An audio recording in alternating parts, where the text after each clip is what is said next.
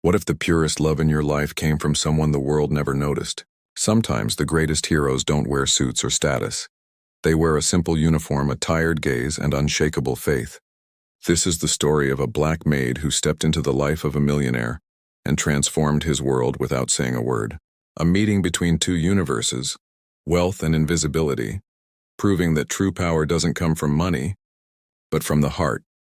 You're about to witness a love history of courage and compassion, a story of resilience that will make you rethink what it really means to have it all. Before we begin, subscribe to the channel and tell us in the comments where you're watching from, because what you're about to see isn't just a drama. It's a mirror of real life, where even angels wear uniforms. Marcus Wellington was a millionaire surrounded by luxury and silence. His mansion in Beverly Hills reflected the shine of an apparently perfect life that hid the echo of well-designed loneliness. Since his wife's death, time had become both his greatest enemy and his shield. He lived for work, detached from anything that required emotion.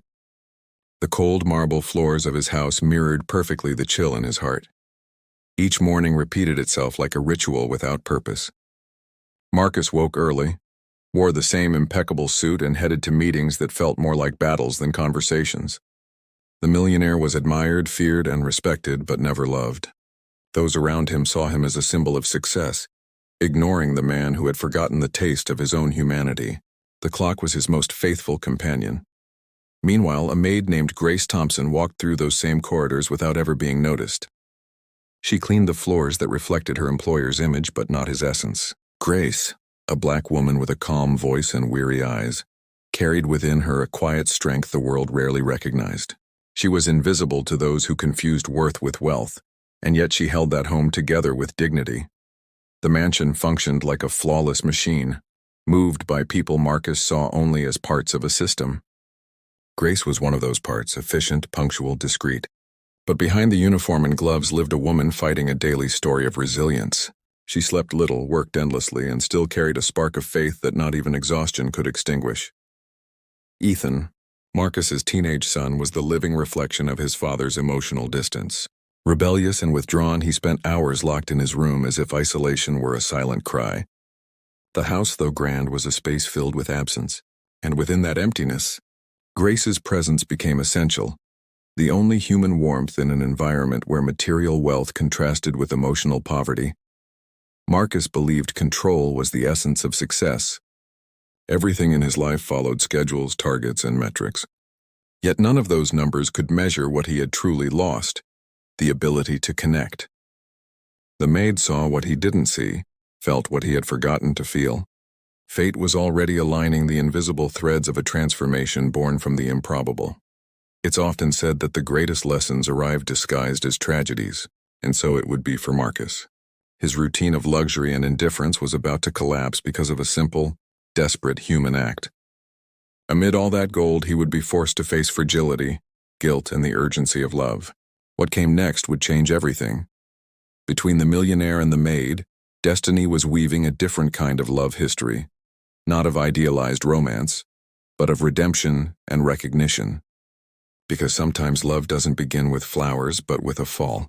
And Marcus's first step toward change would come when he least expected it, upon finding the woman he had ignored, unconscious on his son's bedroom floor. From that moment on, the golden cage would begin to crack. The man who believed he controlled everything would learn that true strength lies in those who serve without being seen. And the heart behind the uniform, silent and invisible, would become the mirror revealing what truly matters. But before understanding that, Marcus would have to face what he never had before: his own humanity. Marcus Wellington returned home earlier than usual from a business trip, something rare for a man whose life revolved around commitments. The mansion greeted him with the same silence that always accompanied him. But that afternoon there was something different in the air, a faint, uneasy tension. As he climbed the marble staircase, he noticed his son's bedroom door slightly open. What he found inside could not be measured in spreadsheets or contracts. The maid was lying unconscious on the floor. Instinct replaced indifference. The millionaire, used to delegating everything, knelt on the cold floor and held Grace's head. She was feverish, her body exhausted, her face pale from lack of strength. The worn Bible still rested in her hand. as if not even the fall could take it from her. Marcus, without thinking, called emergency services. For the first time in years, his voice sounded human. The distant sound of sirens cut through the quiet of the wealthy neighborhood, carrying more than urgency. It carried the beginning of a story of resilience. At the hospital, the polished marble of his mansion gave way to sterile white walls and the steady hum of machines. The millionaire waited, restless as doctors moved quickly. He who always had answers for everything, now waited in silence, powerless. When the doctor finally appeared, his words were as sharp as scalpels. "She's severely dehydrated and malnourished." Marcus took a moment to grasp it. That woman, always steady and dedicated, had collapsed from giving too much. Searching for an emergency contact, he found only an old photograph of a young girl, smiling, full of life, carefully tucked inside Grace's wallet. As he stared at the picture, something broke inside him. He, a millionaire surrounded by abundance, discovered that his maid lacked even the basics for herself. The doctor's words echoed. She's been neglecting her own health for months. It was impossible not to wonder, what was she sacrificing herself for? The man who prided himself on control realized he had overlooked the very essence of life happening right before him. Back at the mansion, the silence felt heavier than ever. Ethan watched his father, confused by the sudden concern. To the boy, Grace had always been more than an employee. She was a presence, a gentle word, a form of comfort. Marcus, still processing what he had witnessed, began piecing together a puzzle he had long ignored. The home that once seemed perfect was full of cracks. Late that night, he walked through dimly lit corridors, noticing details he had always missed. The wear on the stairs, the faint scent of disinfectant, the emptiness of the windows. Everything reminded him of Grace's absence. For the first time, the house didn't feel organized. It felt orphaned. The millionaire realized that without that quiet woman, his entire domestic empire collapsed. Morning arrived gray and heavy, bringing with it a new unease. Marcus knew he couldn't continue as before. The image of Grace on the floor, the sound of the monitors, the photo of the young girl, they all haunted him like warnings. The world he built on efficiency and distance was crumbling, and he didn't know how to rebuild it. But something inside him had already shifted. Indifference had lost its grip. Unknowingly, that moment marked the beginning of an unexpected love history, not one of idealized romance, but of redemption. Between the millionaire and the maid, a bridge was forming, built from guilt, empathy, and understanding. Life had placed before him a simple, profound choice: remain a prisoner of his own coldness or learn, through pain, the value of compassion. The next step would come through his son, revealing truths far harder to face. Ethan Wellington sat on the edge of his bed, shoulders hunched, hands clasped tight. The room was dim, lit only by the soft glow of a computer monitor and the faint spill of moonlight through half-drawn curtains. His father stood near the doorway, the millionaire whose presence once filled the house with authority, now reduced to quiet confusion. The air between them trembled with something heavier than words: guilt, discovery, and the weight of years unsaid. Marcus broke the silence, his tone low but strained. He demanded to know why the maid had been found in his son's room. Ethan's voice cracked before the first sentence was even complete. "She wasn't just cleaning," he muttered, eyes glistening. "She was helping me." The truth came out in fragments, each one cutting deeper. Grace had been the only person who saw him, who listened when he couldn't speak, who brought warmth to a home that had forgotten how to feel. The millionaire froze. Each word from his son chipped away at the stone of certainty that had built his world. Ethan revealed how Grace stayed awake during his panic attacks, how she slipped notes of encouragement under his door, and how she had paid out of her own pocket for the medication his father had forgotten to renew. The boy's voice shook, but there was strength in his honesty, the kind born of love and quiet pain. For the first time, Marcus understood the price of absence. His success had blinded him to the collapse within his own home. The woman he'd overlooked, the maid he barely acknowledged, had been the lifeline keeping his son from drowning. The realization settled over him like ash, heavy, choking, irreversible. No wealth could buy back the moments he had missed. Ethan's confession continued, steady and raw. He told his father about the nights Grace had driven him to therapy in her old car, while the family's luxury vehicles sat unused in the garage. about how she had shielded him from judgment, offering compassion without ever asking for anything in return. Marcus felt a cold ache in his chest, not of pride but of shame. The love history between Grace and his family was one of sacrifice, not romance. It was love in its purest, most invisible form. The boy's words turned softer, almost pleading. "She cared more than you did, Dad. It wasn't meant as cruelty, but it was truth." Marcus's eyes filled with something unfamiliar to him: humility. For the first time, he didn't have an answer, a plan, or a fix, just silence. A story of resilience had been unfolding beneath his own roof, and he had been too busy counting profits to notice the cost. The mansion, once a symbol of control, now felt foreign. Every polished surface reminded Marcus of Grace's quiet hands. Every echo in the hall replayed his neglect. He realized that her fall was no accident. It was the inevitable collapse of someone who had carried too much unseen. The millionaire who thought himself powerful stood powerless before the truth. Ethan looked away, his eyes distant. "She didn't just clean our house, Dad. She cleaned up our lives." The sentence lingered in the air, soft but devastating. Marcus wanted to speak, to apologize, but the words wouldn't come. He could only stare at the empty chair where Grace used to sit, the ghost of her presence filling the room more fully than either of them. Outside, the night deepened. Moonlight fell through the window, bathing father and son in a pale, forgiving glow. Somewhere in that quiet, a transformation began. The birth of awareness through pain.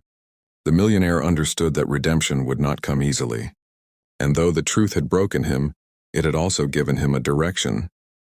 The next morning, he would begin to uncover the invisible acts of love that had held his family together for so long. In the days following his conversation with his son, Marcus Wellington began to see the world through different eyes. The mansion, once a symbol of power and success, now felt like a museum of absences. Every detail carried the invisible touch of Grace, the maid who, without ever seeking recognition, had held his family together through silent gestures. The millionaire began to investigate, not out of curiosity, but from a need to understand who she truly was. He revisited household accounts, payment records, and reports he used to sign without reading.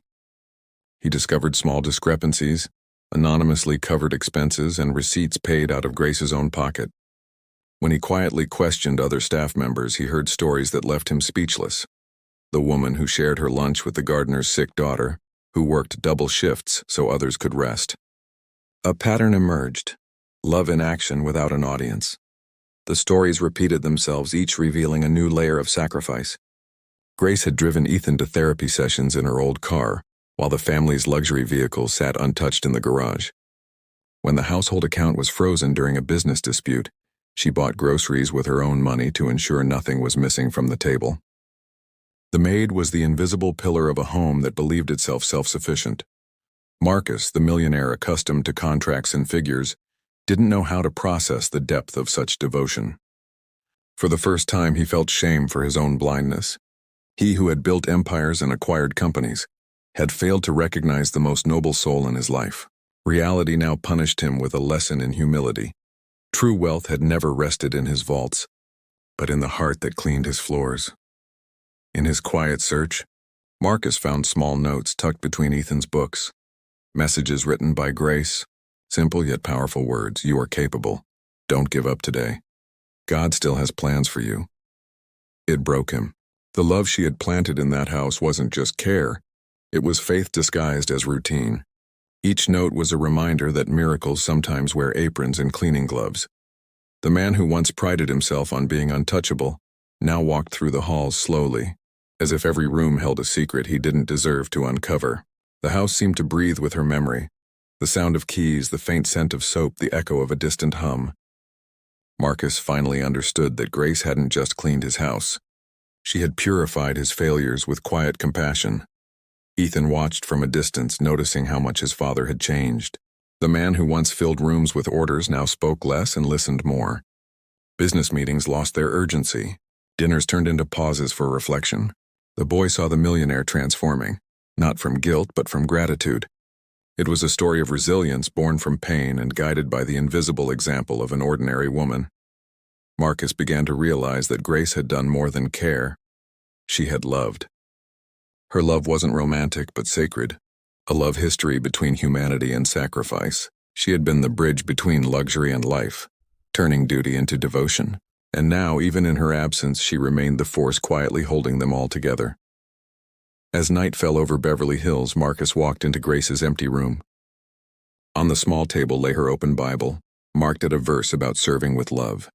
He sat down silent, hands resting over the worn pages. For the first time, he didn't feel like an owner of anything, only grateful. And though the world knew him as a millionaire, in that moment he understood that the only true fortune he ever had was being touched by the kindness of a woman, invisible to the eyes but eternal in the soul. The sound of hospital machines was the only noise breaking the silence in Grace's room.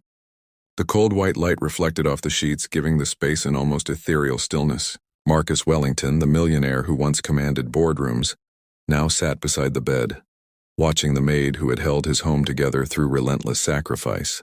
Her Bible rested on the bedside table, open to a page marked by dried tears. When Grace awoke, it took her a few seconds to realize where she was. Her voice came out weak but dignified. Marcus hesitantly asked about the photo of the young woman he had found in her wallet. The silence that followed was heavy.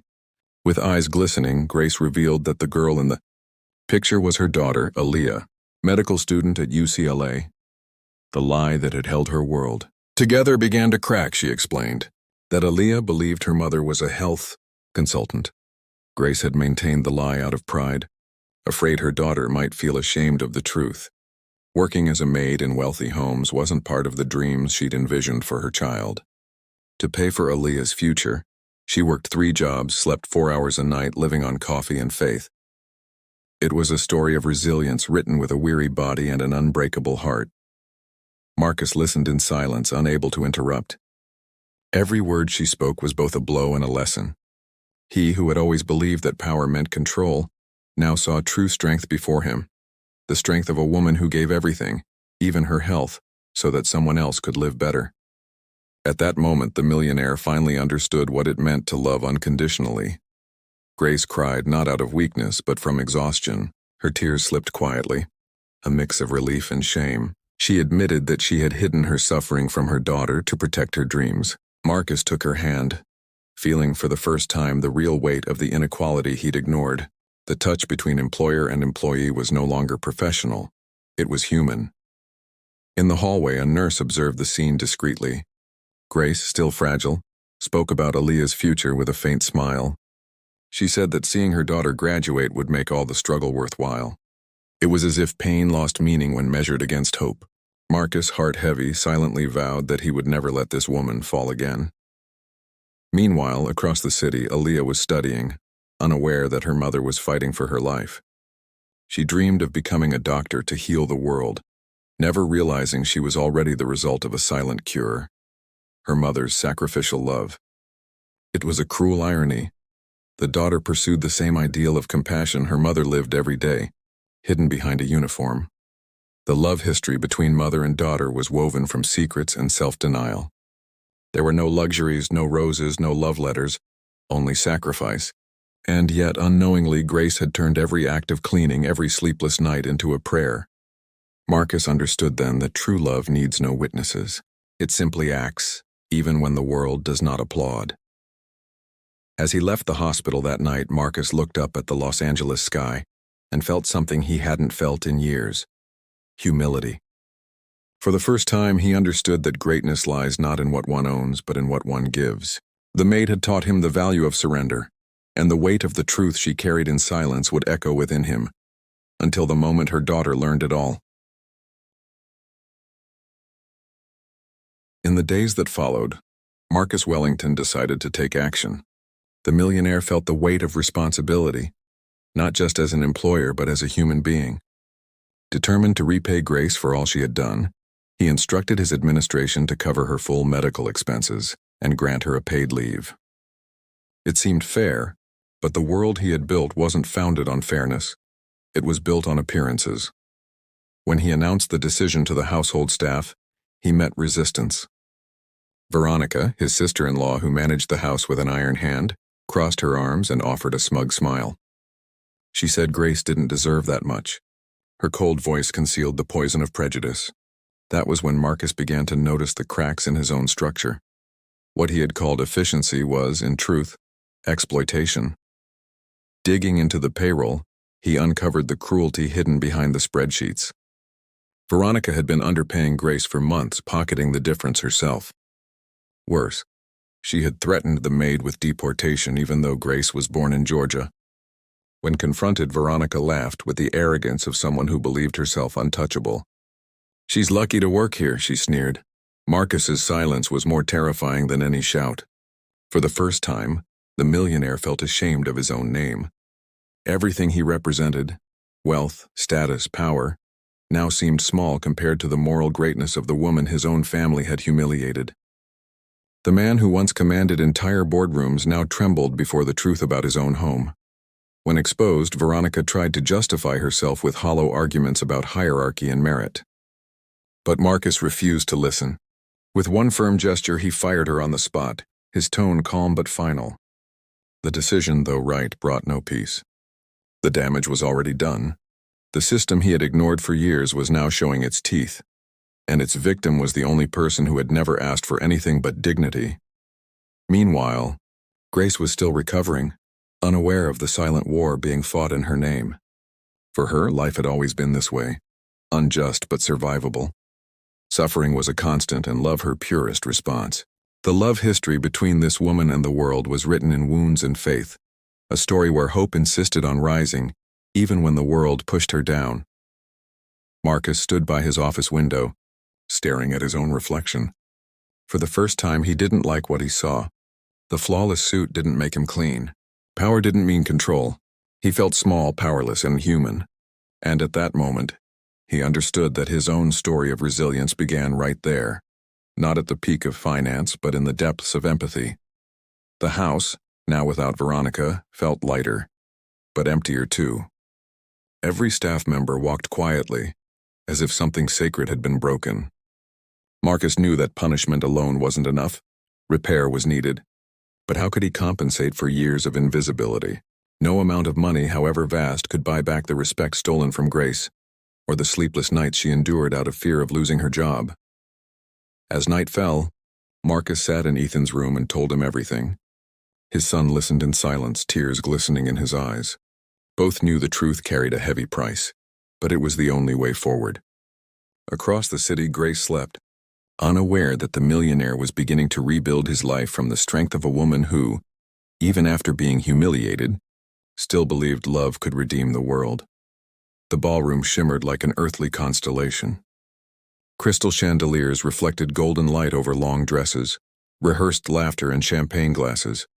Marcus Wellington, the millionaire, walked among the guests with a serene expression but a heavy heart. For the first time, he wasn't there to impress investors. He was there to honor someone. At his side, quietly nervous, was Grace Thompson, the maid who had rebuilt his life without realizing it. Grace wore a borrowed dress, deep blue, simple but elegant. The fabric embraced her silhouette gently, and the soft shimmer caught the light beautifully. Beside her, her daughter Aaliyah stood proud, young and radiant, unaware that this night would change everything. Marcus had introduced them as guests of honor, never imagining the weight that gesture would carry. At first, the looks were merely curious, not hostile. A few whispers, a few polite smiles. Grace stood tall, her calm gaze revealing the strength of someone who had endured far worse than social disdain. The millionaire watched her in quiet admiration, feeling small beside her dignity. In that sea of luxury, she was the only authentic presence, a woman who brought truth into a room full of masks. But it only took one glass to shatter the illusion of civility. Claudia, the wife of Marcus's business partner, approached with the cold smile of someone who couldn't stand to see the invisible shine. Pretending to stumble, she spilled red wine all over Grace's dress.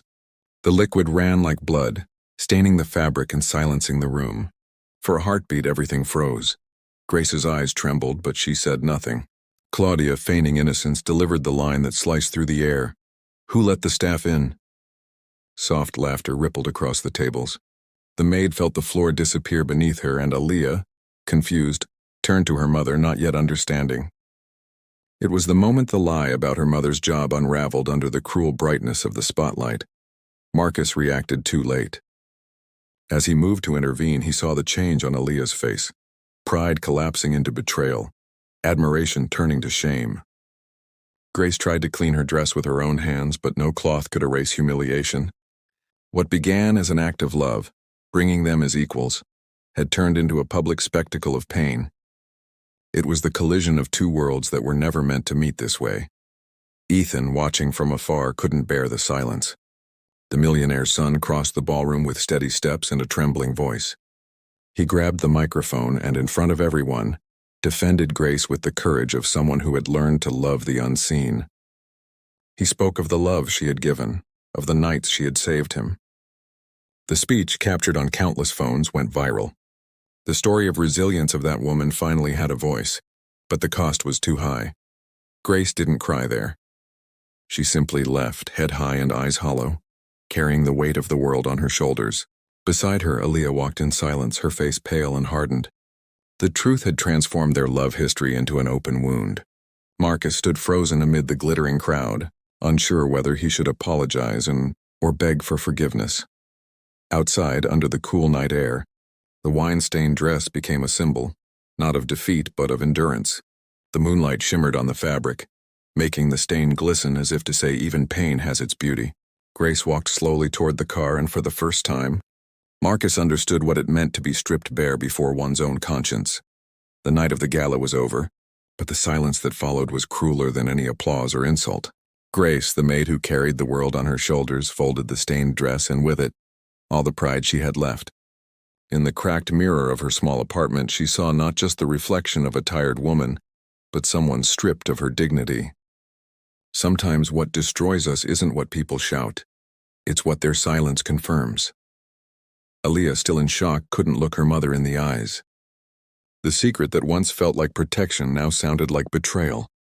"You let me believe we were something else," she said, her voice trembling, caught between anger and heartbreak. Grace didn't respond. There was something in her eyes, a weariness that asked for no forgiveness, only rest. And in that brief exchange, both understood that love can grow tired too. Meanwhile, in the mansion, the millionaire Marcus Wellington paced restlessly. The echo of his footsteps filled every empty room, mocking his guilt. Ethan had locked himself in his bedroom, refusing to speak. The home that once prided itself on perfection now felt hollow, a body without a soul. It was as if Grace's absence had taken with it the heartbeat that kept everything alive. Marcus tried calling Grace, but the phone stayed silent. He wanted to help, to apologize, maybe to start over. But how does a man raised on power ask forgiveness from someone who only ever knew sacrifice? The millionaire realized that money, his shield for so long, was useless now. You can't buy back what was broken. It was like trying to douse fire with gold. In her small apartment, Grace sat beside her daughter and tried to explain the unexplainable. She spoke of shame, of love, of the fear that Aaliyah would feel embarrassed by her. "I just wanted you to be proud of me," she whispered, her voice cracking. But pride is a narrow road and easy to lose, hard to find again. That night, mother and daughter slept without touching, bound only by distance. Time moved slowly. Marcus began to realize that Grace had held together far more than his household duties. She had held together its heart. The coffee tasted colder, the air heavier, and even the sunlight entered timidly through the tall windows. Ethan, once rebellious, had turned quiet, as if he finally understood that the woman he saw as a second mother had been wounded, partly because of him. Grace went back to her other job, silent and steady. Her body ached, but her spirit ached more. Still, there was dignity in her every gesture, in the way she made beds, mopped floors, or gripped the wheel of her old car. The love history between her and life itself was written in falls and comebacks. Without realizing it, she was crafting her own story of resilience, one no cruel gaze could erase. At some point, Marcus understood that remorse is worthless unless it turns into action. So he began to make quiet amends. He visited charities, made anonymous donations in Grace's name, even wrote a letter he never found the courage to send. The millionaire who once calculated profit now tried to measure the worth of what he'd lost: respect, humanity, and a friendship that money could never buy. Slowly, Aaliyah began to see her mother differently. The sting of betrayal faded into gratitude. She understood that Grace's love was silent but unbreakable, and in that silence something began to heal. Pain, once a wall, became a bridge. The breaking point had come, but maybe it was the beginning of the rebuilding they all needed. Fate has a curious way of stitching invisible threads between people. Marcus Wellington, the millionaire who once believed he controlled his own world, found in memory what time had tried to bury. While searching through boxes in the attic, he discovered a set of old letters written by his late wife, Catherine. The yellowed pages trembled in his hands, and something in her delicate handwriting seemed to call him home. Not to his house of marble, but to the one made of heart. The letters spoke of a lost friend, a girl from Atlanta named Grace Thompson. Catherine wrote tenderly about how that friend had defended her, comforted her when everyone else mocked her. "If I ever find her again," one letter said, "I want to help her the way she helped me." Marcus, stunned, realized the impossible. The maid who had saved his family was the same girl who had once saved his wife as a child. The air in the attic seemed to freeze. Surrounded by dust and memories, the millionaire understood that this was not coincidence. It was purpose. The universe had brought Grace back into the Wellington family's life as a second chance to fulfill an old promise. Suddenly, every act of love from her made sense. Her care for Ethan, her quiet faith, her kindness even when facing cruelty. Catherine had once called her an angel in human form. That night, Marcus cried for the first time since Catherine's funeral. The tears came without shame, washing away years of guilt and blindness. The man who once only understood business now surrendered to the power of something immeasurable: destiny. He decided that he would not simply repay Grace, he would honor her. And from that vow, an idea was born that would change many lives. The next day, Marcus sought out Grace. She hesitated to see him, wary and uncertain. When he finally met her, he handed her the letters. Her hands trembled, her eyes filled with a deep, knowing recognition.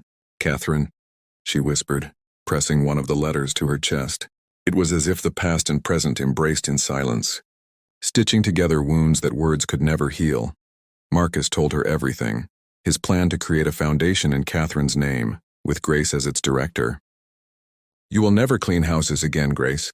You'll help women like you rebuild their lives." She tried to refuse out of humility and fear, but he insisted.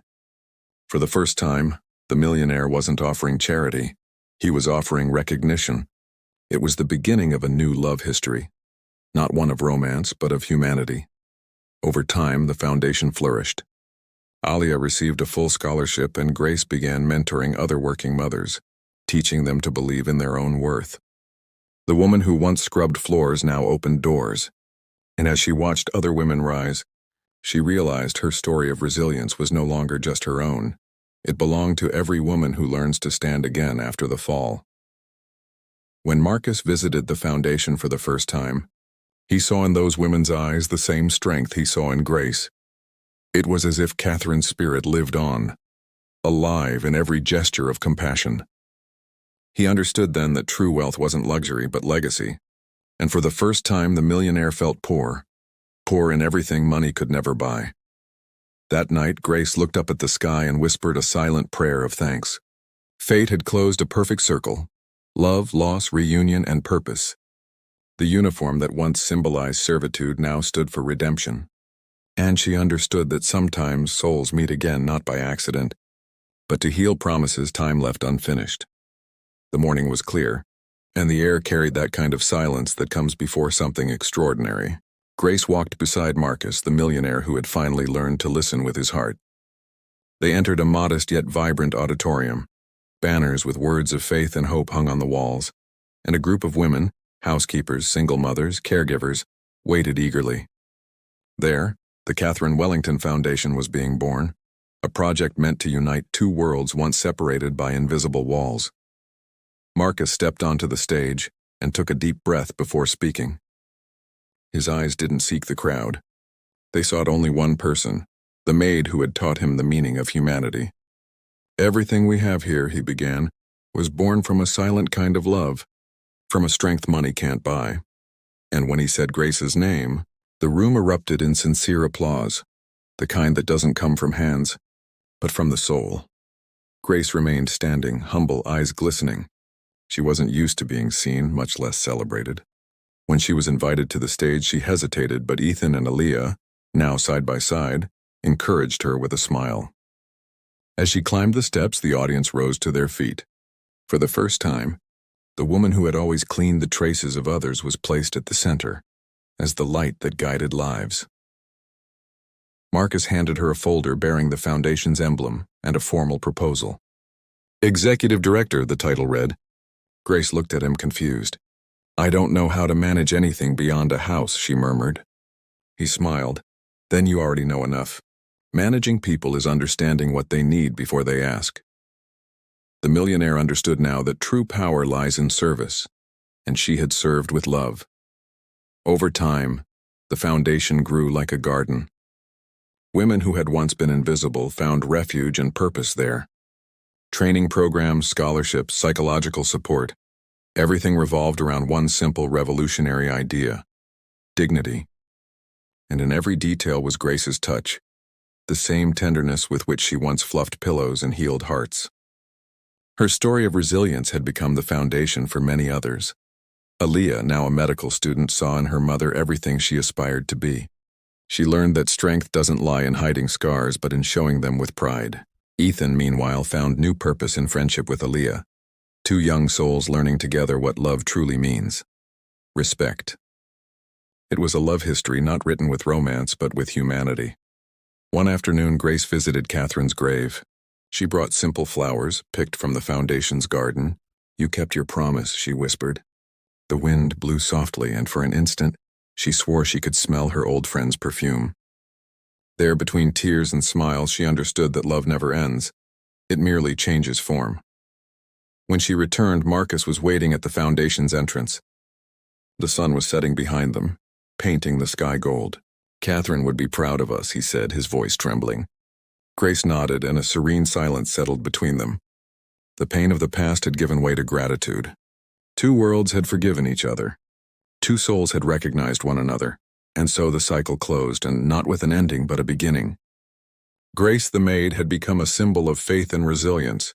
Marcus, the millionaire, had learned that true wealth lives in invisible connections, and as the lights of the foundation flickered on, illuminating once forgotten faces, one truth lingered in the air. Some sacrifices do not ask for return, only for recognition. The foundation blossomed like a garden in full spring. The walls, once white and sterile, were now adorned with photos of women who had rebuilt their lives. A silent celebration of the story of resilience that was born there every day. Grace walked through the corridors with calm steps, greeting each person by name, as someone who recognizes the hidden worth in every soul. The maid who once swept the floors of a mansion was now paving paths of hope. Marcus watched from a distance, proud. The millionaire who once saw only numbers now saw people. His gaze, once cold and analytical, had softened into that of a man transformed by empathy. He discovered that building a successful company required strategy, but building a legacy required love. And in every smile he saw a reflection of what Grace had taught him. Wealth without purpose is only vanity. Aaliyah came every Saturday to teach first aid classes to the women at the foundation. With her badge hanging around her neck and her curls neatly tied back, her eyes carried the glow of gratitude. Ethan, meanwhile, helped coordinate online campaigns, sharing real stories of mothers who found a second chance. The love history between Grace and Marcus transcended romance. It was a narrative about compassion, forgiveness, and new beginnings. One afternoon during a community coffee gathering, a woman approached Grace and held her hands. "You made me believe I still had value," she said, tears quietly forming. Grace smiled, unsure of how to respond. In that moment, she realized her mission wasn't just to heal wounds, but to teach other women to see themselves as whole again. The love she gave away was returning multiplied. Marcus began visiting the center every week, not to lead, but to learn.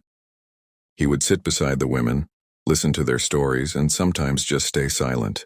The millionaire who had once possessed everything now sought only to feel, something no fortune had ever given him. Each story of resilience reminded him of Catherine, and how proud she would have been of the friendship that had bloomed between him and Grace.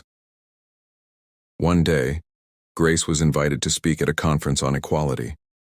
Dressed in a simple blue suit, she stepped onto the stage with her heart racing.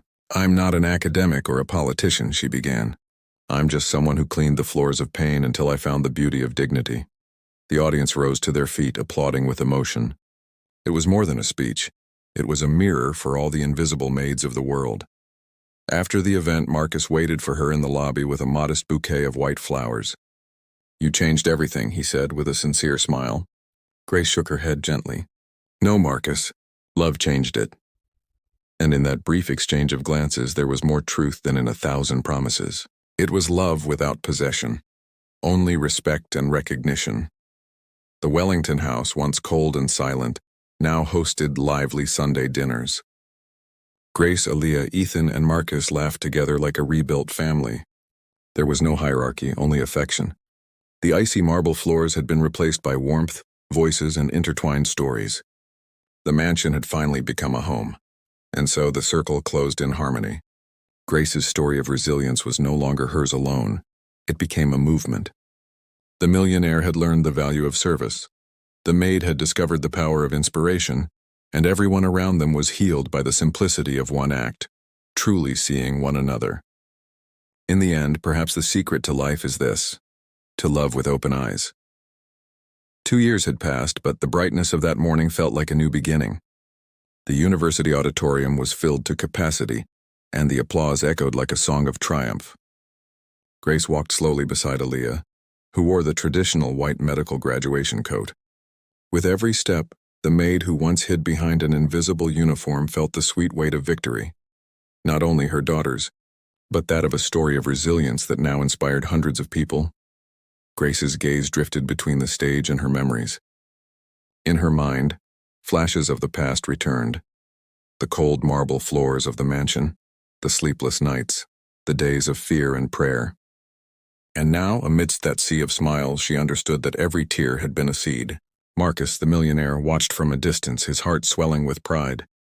He knew he wasn't witnessing just a graduation. He was witnessing a human miracle. When Aaliyah received her diploma, the auditorium erupted in applause.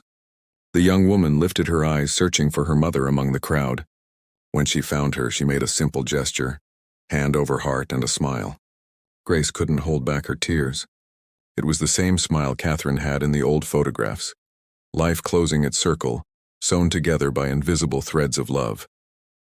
Marcus stepped onto the stage to speak on behalf of the foundation. His voice was steady, but his eyes betrayed emotion. Today we celebrate more than an academic achievement. We celebrate the power of love, the value of sacrifice, and the strength of those whom the world chooses not to see. Then turning to Grace, he added, "She taught me that some heroes wear uniforms, and others wear their hearts." The audience rose to their feet once more, and Grace bowed her head, overwhelmed. There was no luxury, no grand spectacle, only truth. The maid had become a symbol of faith, courage, and humanity. Her story of resilience had transcended pain, turning into legacy. This was more than a ceremony. It was the consecration of love in its purest form. Outside, the sun bathed the university courtyard in gold. Aaliyah and Ethan walked together, laughing, exchanging memories of the past and dreams for the future. Marcus and Grace watched from a distance, sharing a quiet comfort. Their love history was not one of romance, but of redemption, a story written in acts of kindness, forgiveness, and transformation. Later that day, at the Foundation's headquarters, a new plaque was unveiled. In memory of Catherine Wellington, who believed in the power of friendship.